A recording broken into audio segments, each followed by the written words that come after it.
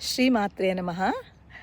Negative energy, black magic, దృష్టి తగలడము, నజర్ లగ్న, జాదూ tuna అంటే ఏమిటి?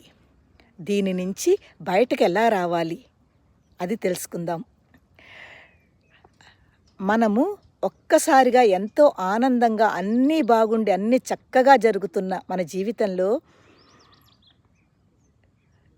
ఏదో ఒక చేంజ్, రోగాలు కానీ, భయం కానీ, ఎన్నో కష్టాలు, ఏ పని చేసినా ఆ పని ముందుకు వెళ్ళకపోవడము, ఇల్లంతా కూడా నెగిటివ్ ఎనర్జీతో నిండిపోవడము, దెబ్బలాట్లు, కోపాలు, ఇవన్నీ ఎప్పుడైతే జరుగుతున్నాయో మన ఇంట్లో మన లోపల దుష్టశక్తులు ప్రవేశించాయని అర్థము. ఈ దుష్టశక్తుల ప్రవేశం వల్లనే మన జీవితం ఒక్కసారిగా మారిపోయింది. ఈ మధ్యన చాలా జరుగుతోంది ఇవి.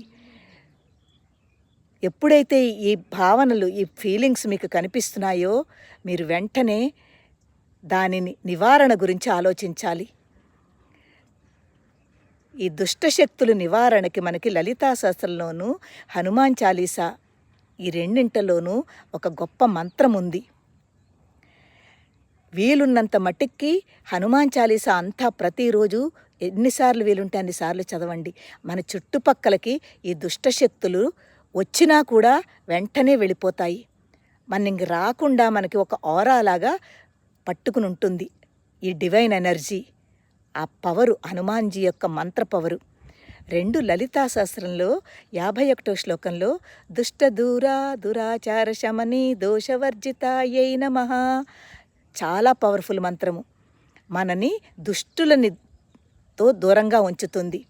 మనలో ఉన్న దోషములు, నెగిటివ్ ఎనర్జీ, దిష్టి తగలడము, జాదూ టోనా ఇవన్నీ కూడా జరిగినా, మన లోపలికి దుష్టశక్తులు ప్రవేశించినా ఈ డివైన్ పవరు చాలా ప్రభావం ఎక్కువయ్యి ఆ నెగిటివ్ పవర్ని కిందకి దింపేసి తీసేస్తుంది.